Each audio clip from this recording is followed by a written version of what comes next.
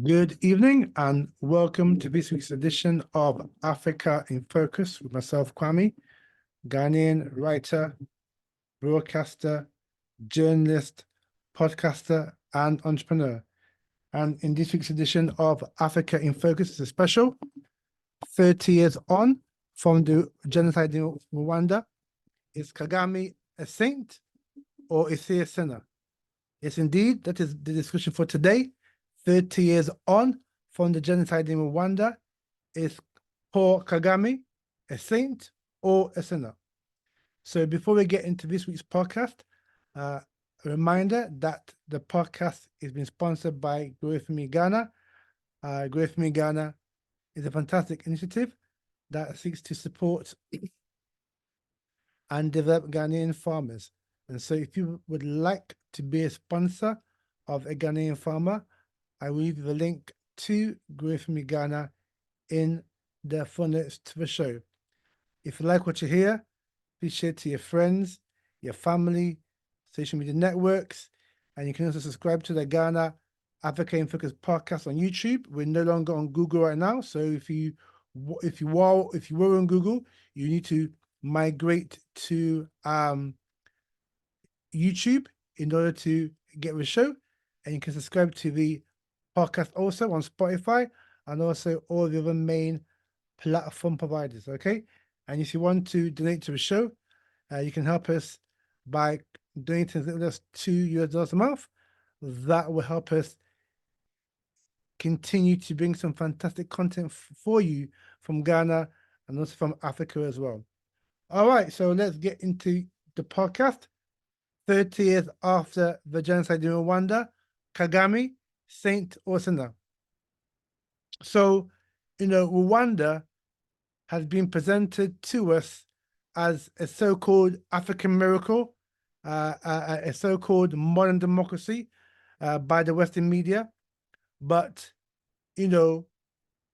how many of you are aware that all that we see in Rwanda is not what it is, and that there is an iron fist in Kagame, Paul Kagame, is actually ruling the country, where there's no so-called democracy, and where the opposition is silenced, and whereby people are scared to criticize the government, fear of their life. And so, before I get into the reality, notwithstanding the great development that is taking place in Rwanda, we need to go back to understand why and how the genocide that took place in 1994, which saw the deaths of over 1 million Africans in Rwanda, happened. So, and even there was, I think there was some papers into the genocide in Rwanda that stated that the actual so-called genocide was actually started by the French Catholic Church. Yeah, and I'll give a document on that, and I'll put that in the footnotes to the podcast. So you see, this is why I keep on telling you, right? The white man is always responsible for the conflict that you see in African continent, yeah? So whether it's Somalia, Central African Republic, DR Congo, and we'll tell you about DR Congo later on the year, Rwanda, what's going on in the Sahel area, the European, the Caucasian is always pulling the strings to ferment these wars, because without Africa, they cannot survive.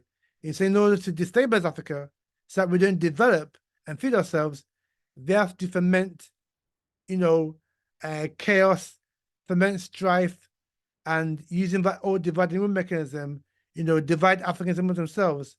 And this is what we saw, in Rwanda in 1994, where I always get this wrong, but I would say, instead of saying one tribe, I would say one group of people, who are basically of the same blood, felt it necessary to kill their fellow kinsmen of the same blood. That led to the slaughter of more than 1 million African people, and so more than 1.5 million African people being displaced from Rwanda. But the real genesis of the genocide in Rwanda was when the Belgians, the Europeans, carved up Africa for themselves. So in 1884, 1885, the Chancellor of Germany at the time, Otto von Bismarck, he called a conference of the so-called European powers to a round table in Berlin that essentially decided Africa's fate. Because after the enslavement of African people, Africa still had its, its nation states. So, the Hausa states, the Oyo states, the Yoruba states, the Great Kingdom of Zimbabwe, Manwatapa, Ndebeleland, Shonaland, Asante, Benin, Mandinga, Wolof, Mende, the rump of the old Mali Empire, so we had our own kingdoms and nations. But this conference of Berlin in 1884, 1885, where no Africans were invited, that signaled the death knell of the African continent, because these wicked, greedy Caucasians, including Russians, Germans, English, Irish, Belgians, Danish, Swedish, Portuguese, Spanish, Italians, all sat down together at a round table to carve up Africa like a pizza. So they chop Africa like a pizza. This is my share. This is the British share. This is the French share. This is the German share. This is the Swedish share. This is the Danish share. This is the Portuguese share, etc., etc. And so the Belgians, because at no time at that time there was no Rwanda, Kenya, DR Congo, etc., like we know today. So the Belgians got the rump of what we call today DR Congo, and that included, present day Burundi, Rwanda, yeah. And so, the Belgians got DR Congo, but it wasn't the Belgian state that got it specifically. It was King Leopold II of Belgium, yeah, who actually was given DR Congo by this conference, and he actually run DR Congo as if it was his own personal private company. Now, to go to the story short, King Leopold ruled with an iron fist. And again, to create divisions amongst the Africans, the old European brought that divide and rule concept. Yeah. So they put one people against another. Yeah. But to go to the story short, more than 10 million Africans, yeah, were slaughtered and had their limbs, their hands, their wrists, their legs cut off by that wicked Belgium, King Leopold II. Yeah. And people talk about, Hitler murdering 60 million Jews. Well, King Leopold was responsible for killing more than 10 million Africans in the Congo. Yeah. And that was the start of the divide and rule, legacy that created these states called, DR Congo, Burundi, Rwanda, etc. And that, differences in terms of so-called tribe, I have to call it indigenous peoples, right, was fermented by, the European, but also some, greedy, savage Africans that essentially led to the genocide in 1994, where more than 1 million Tutsis were killed by their fellow brothers. I think it's the Tutsis there that were killed by the Hutus. Yeah, because of this divide and rule world legacy that become the legacy of, colonialism and neocolonialism, but essentially a legacy of colonialism. Okay. So that's, in a nutshell, a brief history of how and why that genocide in 1994 happened. So now I want to move on from that and talk about Rwanda after 1994. So Kagame and his Rwandan Patriotic Front, and we don't know who they were sponsored by. Yeah, we're probably sponsored by the West, and we know they're sponsored by the West because the documents out there that states that Kagame's Rwandan Patriotic Force, was armed to the hilt and supported by the West. But think about it now. How did Kagame and his RPF forces, i.e. Rwanda Patriotic Front, how did they get the arms? Because no African country makes arms. Ghana, Sierra Leone, the Gambia, Senegal, Nigeria, Egypt, Morocco, Angola, Mozambique, Botswana, etc., do not make weapons, armaments for mass sale.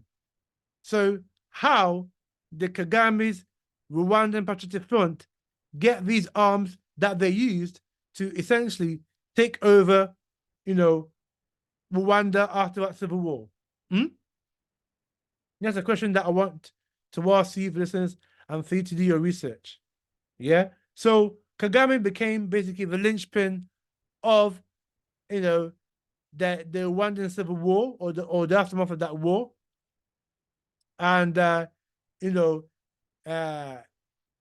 he became essentially the leader of the RPF, and essentially, after the genocide, it was about bringing the country together after that wicked, destructive genocide.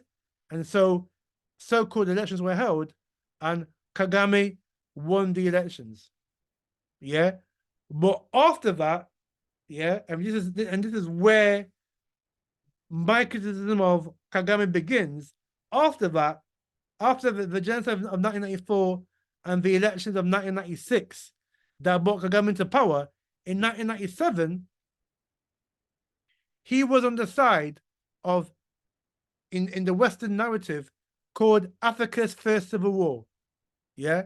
So that was for basically control of DR Congo. So basically, you had the nationalist forces who were supporting Laurent Kabila. Laurent Kabila was an incumbrist, a Lumumbarist, who wanted to give back control of DR Congo resources back to the people. So he was fighting to liberate the Congo, so to speak. And he was supported by Mugabe of Zimbabwe at the time, Sam Nujoma of Namibia, and also the Santos of Angola. However, Kagame of Rwanda,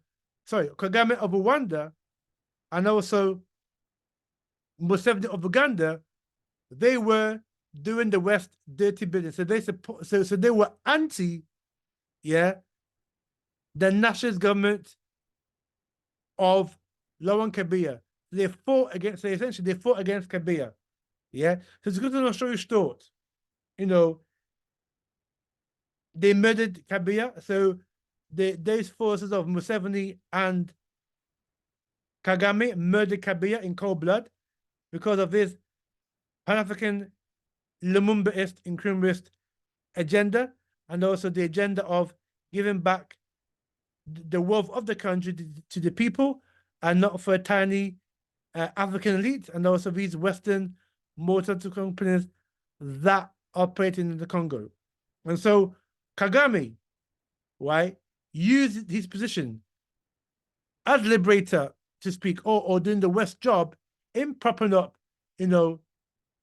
that corrupt regime in Congo, DR Congo, to help himself to amass the wealth that originates from DR Congo.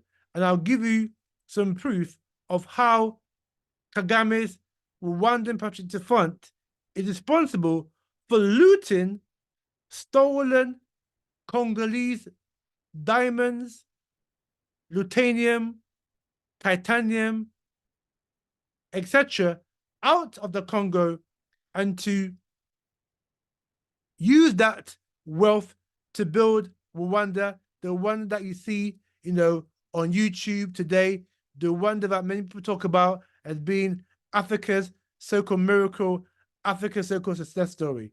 Yeah, that is how Kagame has used, DR Congo's wealth by proxy to create the wealth and the prosperity that we see in Rwanda since he became president in 1996. And so Kagame has also used that wealth to silence opposition. So today, in Rwanda, there is no effective opposition in the country. Now, I'm all for one-party state. However, a one-party state in Rwanda has come at the expense of basically no one can challenge Kagame. And we have reports that people who have been critical of Kagame and his style of government have actually either been exiled or have had to basically run for their lives. And again, I'll leave you some links that you can research for yourself where people who have criticized Kagame and his government and his policies have either been silenced or they've had to flee outside Rwanda, meaning to Europe, in order to escape death.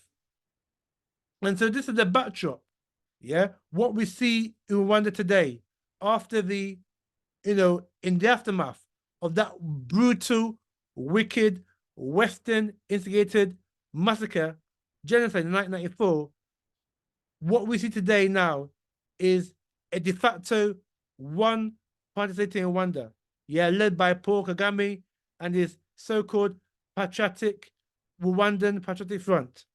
Now, did you know that Kagame has created a company called Crystal Ventures? That is the economic wing, so to speak, of the Rwandan Patriotic Front. So essentially an army has now created an economic wing called Crystal Ventures.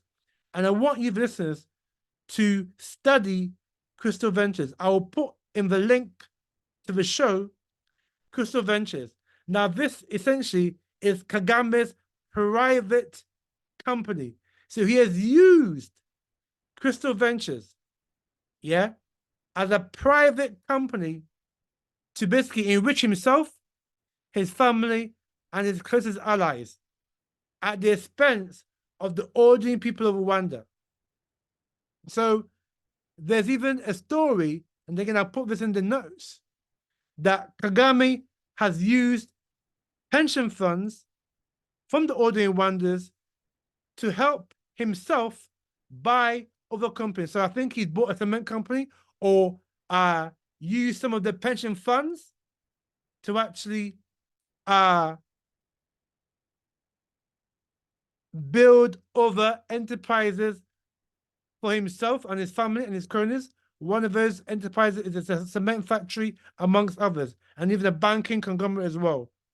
And so Crystal Ventures is at the core of Kagame's looting of the wealth of Rwanda via DR Congo to reach himself, his family, and his cronies. And at the same time, he has nullified all opposition. There is no opposition party in Rwanda. How can you call that a democratic country when essentially there's no opposition? The opposition in Rwanda has been silenced. Because Kagame, in his eyes, does not believe in the multi-party system of democracy. I'm not saying it's right or wrong. What I'm saying is that if you are, or if you claim to be a democratic person, then you must allow for more than one party to exist in the country and allow that political party to constructively criticize you where they feel it is appropriate and where they feel it is right. And so for Kagame to actually nullify all opposition and to nullify even constructive criticism, for me, that does not bode well, does not sit well with me, particularly where we come from Africa after enslavement and colonialism and now neocolonialism. It is wrong for Kagame to do that. And so today, like I said, Rwanda is a one-party state whereby one man, even though you've had the so-called elections, but those elections that take place we know are fraudulent, and that Kagame gets regular over 85% of the vote. So how do you call that a free and fair election when A, there's no opposition, and B, the parties that do run for the election are so small that they don't even get 2-3% of the vote. So this is why I think in the last election about 3 or 4 years ago, Kagame got something about 84-85%, showing you that Rwanda is a one-party state, and that most of the and that about 99% of the opposition has been silenced and is non-existent. So how can we praise Kagame's so-called economic miracle when it has been done at a very, very high cost to the liberty and to the equality of life of people in Rwanda? Now, some people may see the economic success as maybe a reason why Kagame just fights over one-party state. But like I said, is that so-called economic success, there's difference in that. So one, that so-called economic success has been built on theft of DR Congo's resources, because Rwanda is more or less an agricultural society. Rwanda does not have oil. Rwanda does not have coltan. Rwanda does not have that much gold. Rwanda doesn't have diamonds. Rwanda doesn't have lithium. So how does Rwanda then become a modern, well-built, well-designed country with great infrastructure, clean society, very, very good roads, very, very good transportation system, when it doesn't have that much resources? Think about it, listeners. So if Kagame did not loot DR Congo's wealth, do you really think that Rwanda can build all these great roads, have first-class railways, have first-class transportation system, have, a bus service that link all the main cities of Rwanda? Yeah, they won't be able to do that. Have Rwandan Air Rwanda. Air Rwanda now is one of the top airlines in Africa. Do you think if Kagame had not looted DR Congo's wealth, that they can have, Air Rwanda? I don't think so. And also, if Kagame had not formed Capital, no, I think it's called Capital Ventures, but I'll get it for you. It's either called Crystal Ventures or Capital Ventures. Yeah, if they had not formed that company under the pretext of development, do you think Rwanda will be the country it is today? I don't think so. And so the so-called development that we see in Rwanda has come at a price to the Congos themselves, the Congolese people themselves, and two, that so-called economic miracle has come at a price to the Rwandan people themselves, in terms of that there is no liberty, there is no justice, there is no equality, because one family controls all of Rwanda. One family controls or has a huge sway in the economic life of the country. And essentially, Rwanda is a police state where one is not free to openly speak their mind and give constructive criticism to Kagame's government. And this is why, to begin with, early on, and it's still in some cases, Kagame is fated by the West as being the progressive African leader, blah, blah, blah, blah.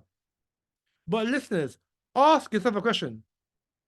Is Kagame's leadership the sort of leadership that we want in Africa, whereby, A, opposition is silenced, B, that the press, there's no free press in Rwanda, and that if you do dare criticize, his government, you can get, you'll be disappeared? Is that the sort of leadership that you want in Africa? 3, that you steal resources from a neighboring country to develop your country. And 4, you even steal the pensions of your own country to create company and enterprises that will benefit not the people that you stole from, but your family and a tiny clique of elites. Is that the sort of leadership that you want in Africa? So for me, I don't buy this notion that Kagame is a saint. In actual fact, I go as far as Kagame is a sinner because he has gone against his own people in Rwanda by A, destroying the opposition, by B, silencing, constructive voices in the country, and C, running Rwanda as his own personal playground. He may come across as being someone who may be anti-West, but I don't think so. This is a man also who has links with the Bill and Melinda Gates Foundation. And we all know what they did about the COVID vaccine that I won't go into right now. Yeah? And he's also a friend of Tony Blair. Yeah? And we all see some of the damaged work that the Blair Foundation is doing in Africa. Is this a man who we can trust? Is this a man, Kagame, who is a progressive leader? So in closing, the genocide that happened in Rwanda 30 years ago this month was more importantly, this is something that I didn't say at the beginning, but it was importantly a failure of African leadership.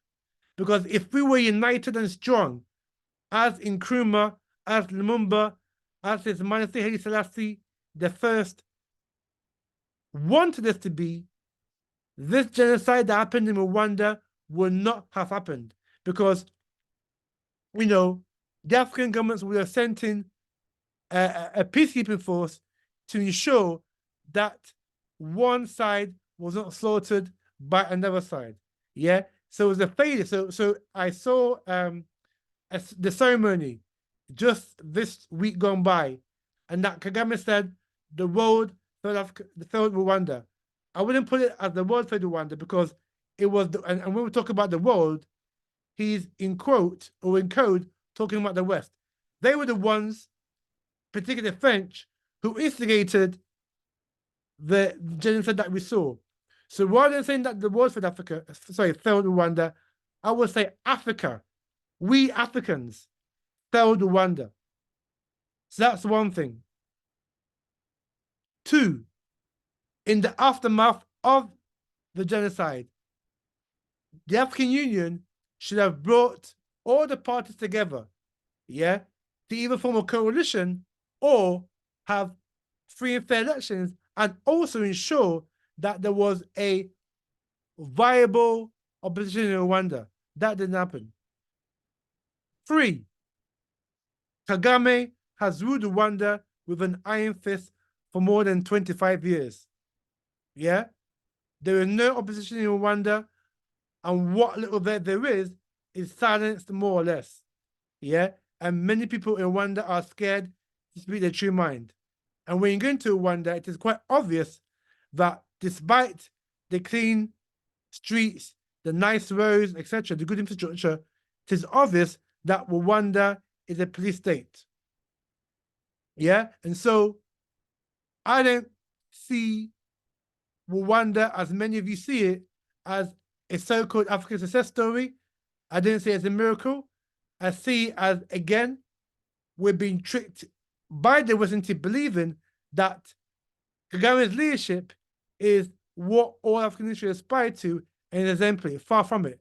I think Kagame has been a snake, and that he's used, so-called democracy to enrich himself, his family, and his cronies. We even see that his son, has been given, a job in one of in a high-powered job in one of the Rwandan government officials, or one of the offshoots of, Crystal Ventures.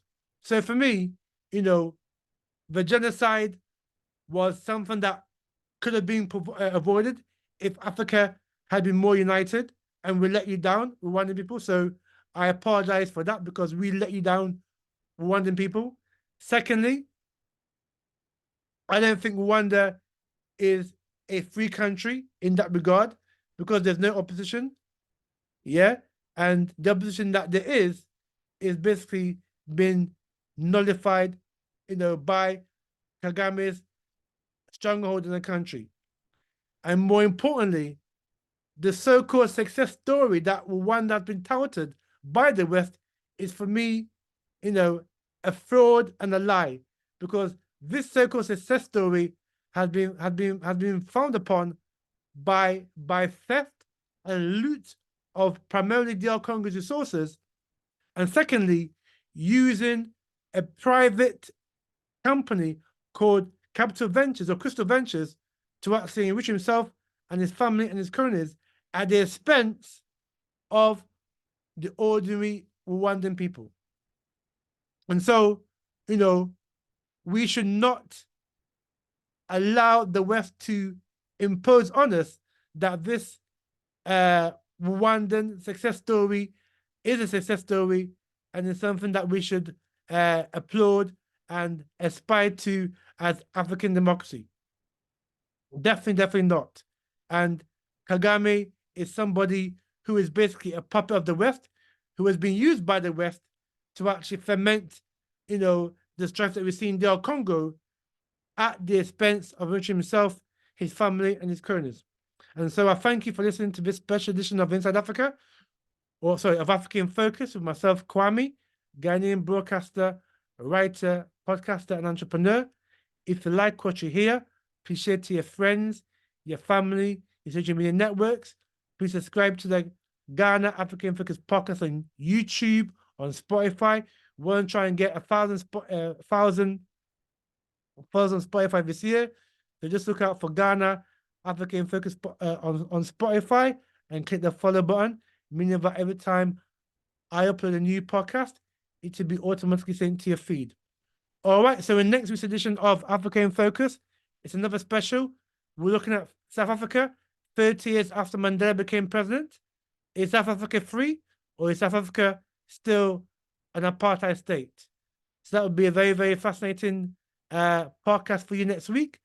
30 years after the end of apartheid, is South Africa free, or is South Africa still an apartheid state? All right, so from myself, Kwame, and from all the crew here on Africa in Focus, thank you very much for listening, and we'll see you next week for some more Africa in Focus.